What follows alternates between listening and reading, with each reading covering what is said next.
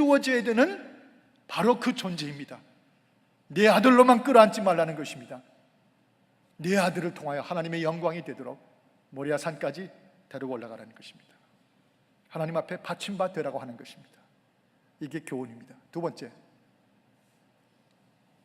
여러분, 하나님은 저와 여러분에게 이 모리아산의 교훈을 통해서 뭘 가르쳐 주십니까? 믿음이라는 것은 비로소 모리아산 위에서 하나님의 마음을 깨닫게 하는 것입니다. 사흘씩 걸려서, 창세기 22장에 보면 사흘씩을 걸려서 어린 아들, 젊은 이제 소년이 돼가는 18세, 19세의 이삭을 데리고 100세가 넘은 이 아버지가, 훨씬 100세가 넘은 이 아버지가 한 118세, 119세 됐겠죠. 사흘 길을 걸려서 모리아산으로 올라갔습니다. 그 죽이려고, 하나님께 예배하는 번제물로 바치려고, 칼로 찔리려고 데리고 올라가는 사흘 길의 여행길에서 얼마나 그 아들을 바라보는 아버지 아브라함의 마음이 힘들었고 고통스럽고 피눈물이 났겠는지. 그러나 비로소 모리아 산 위에서, 그렇게 올라갔던 모리아 산 위에서 하나님의 마음을 보게 됩니다. 오늘 십자가가 무엇인지 알게 된 저와 여러분에게 더구나 우리는 하나님의 마음을 모리아 산, 즉 십자가의 산에서 읽게 되는 것입니다. 우리 하나님은 그 독생자, 그 예수를 십자가를 지고 걸어가던 비아 돌로로사의 길, 10번씩이나 쓰러지고 쓰러졌다는 그 길을 다 지켜보시던 하늘 아버지의 마음도 있었습니다. 이것은 모리아 산까지 아들을 데리고 올라가는 믿음이 아니면 도저히 그 들여다볼 수 없는 하나님의 마음, 이해할 수 없는, 깨달을 수 없는 하나님의 심정이었을 것입니다. 이삭의 등에 나무를 지워서 그 높은 산을 지고 올라가게 했습니다. 왜냐하면 피를 흘려서 죽인 다음에 번제로 태워야 되니까 나무가 필요했어요. 그 나무를 아들의 등에, 자기를 태울 나무를 등에 지고 올라가는 아들을 보는 아버지의 고통. 그러나 기억하십니까? 주님, 자기가 달릴 십자가를 등에 메고 골고다의 산 언덕으로 올라가시던 하나님의 아들 독생자, 우리 하나님도 그 아들을 지켜보는 마음의 아픔과 눈물이 있으셨습니다.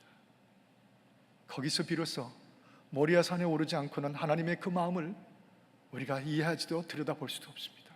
그게 믿음이, 하나님과 우리 사이의 믿음의 문제입니다. 드디어 이삭의 가슴에 아브라함은 칼을 꽂았습니다. 사실은 막지 않으셨으면 꽂았습니다. 칼을 들고 찌를 때, 그럴 때 저 창세기 22장 11절에 보면 아브라함아, 그 아이에게 내 손을 대지 말라. 하나님이, 사자가 그를 불러가라되 Stop doing that. 너 그거 멈춰라. 아브라함아, 그렇게 하지 마라. 내 아이에게 내 손을 대지 말라. 그렇게 명령하시고 아브라함 아들에게 가슴에 칼을 꽂던 그 아브라함을 막으셨습니다. 그러나 우리 하늘 아버지는 그 아들 십자가 위에서 독생자 예수 그리스도 창과 못에 찔리실 때 그 아들은 막지 못하셨습니다. 막지 않으셨습니다. 그리고 창에 찔리시고 심장을 찢기시고 못에 포개진 발에 양손에 못 박히셨습니다. 비로소 모리아 산 위에서, 아니 십자가 위에서 비로소 우리들은 우리를 구원하시고자 그토록 자기의 모든 것을 내어주신 우리 하나님의 마음을 믿음으로 보게 됩니다. 비로소 그 하나님의 사랑, 그 하나님의 구원의 마음에 여러분과 저희 인생을 적실 수 있어야 되는 것입니다. 그때 하나님과 우리 사이에 진정한 비즈니스, 진정한 믿음이라는 인격적인 언약과 관계가 있습니다. 귀한 것 지금 가지고 계시죠? 목숨같이 여기는 것들이 있으시죠? 그것이 무엇든지 간에 절대로 아직 놓지 못한 것들이 있으시죠? 그리고 아끼는 것들이 있으시죠? 결국 모리아산으로 다 가지고 올라오십니다. 그리고 하나님의 마음에 그것들을 적셔보라는 것입니다. 그 아들 독생자까지 그렇게 주신 그 하나님의 사랑 앞에 나를 향하신 그 아낌없는 구원의 마음, 거기에 한번 다 내가 귀하게 여기는 것들을 다 믿음으로 받은 것들을 적시라는 것입니다.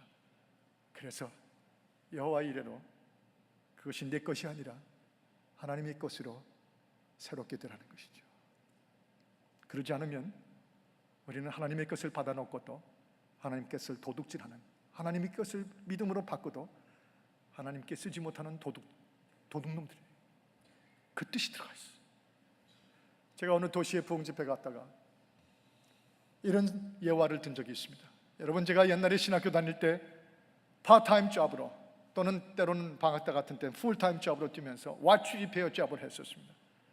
돈을 벌어서 셀프 서포트를 해야 되니까 이렇게 손재주가 없는 저인데도 죽어라고 눈물을 흘리면서 와치 리페어를 배워가지고 그래서 시계를 고칠 줄 알게 됐어요.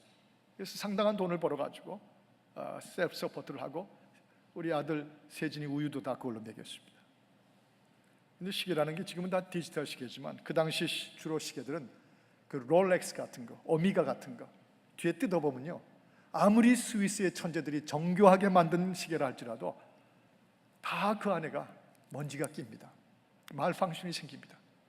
특히 그 안에 제일 중요한 파트가, 여러분 모르시겠지만 저는 거기를 수천 번을 들여다봐서 너무 잘 아는데, 헤어스프링이라는 것이 있어요. 헤어스프링, 아주 정교하고 가늘한 헤어스프링, 머리털 같은 건데 이게 폈다 접혔다, 여기서 틱택 틱택 하고 치면, 태엽을 감아서 치면 이게 폈다 폈다 폈다 접혔다 하면서 1 세컨드, 한 초가 지나가는 것입니다. 거기에 먼지가 껴요. 거기에 더럽혀져요. 그러면 와치 리페어는 뭐 하냐면 그걸 열어가지고 그걸 끄집어내서 헤어스프링 클리너라는 것이 있습니다. 아주 용액이 기가 막히게 만든 건데 거기다 푹 잠갔다가 꺼내면요, 거기 꼈던 먼지, 넓혀졌던 간격들이 다시 착 제자리로 돌아옵니다. 그럼 그걸 끼워주면 착착착착착착 하죠. 그러면 힘이 있게 제가 손님이 왔을 때 주면은 $65, $80 엄청나게 받습니다. 제가 그렇게 그 예화를 들면서 우리의 삶이 믿음으로 다 받아놓은 모태신앙이요, 믿음의 가정이요, 하나님의 교회 직분자가 되셨어요, 여러분의 지위와 학식과 명예가 아름다우셨어요, 그 모든 게 다 믿음으로 받아놓고도 여전히 모리아산에 오르지 않고 내 것이라만 가지고 있으면 먼지 낍니다. 언제 한번 제대로 하나님 것 되지 못합니다. 하나님 것 되어보지 못합니다.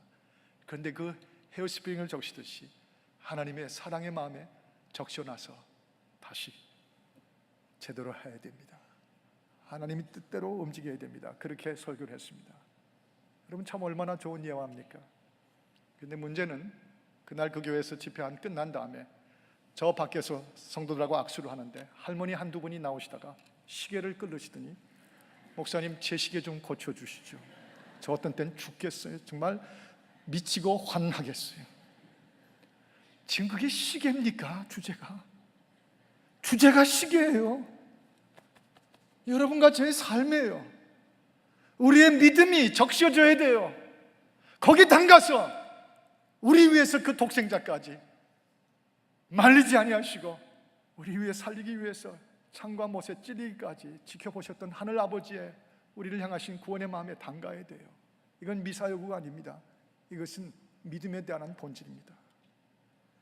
여러분, 지금도 겨우 인생을 보면서 내 시계 하나 고치는 정도로 이런 시간에 그저 아무 의미 없이 있어야 됩니까? 아닙니다. 지금은 정말 내 심장을 열어서, 내 인생의 가장 아깝고 귀한 것을 열어서 주님의 사랑, 주님의 복음, 주님의 구원에 담그게 하시고, 그래서 모리아 산 위에 내게 쏟아지는 영광의 여호와 이레를 누리게 하여 주옵소서.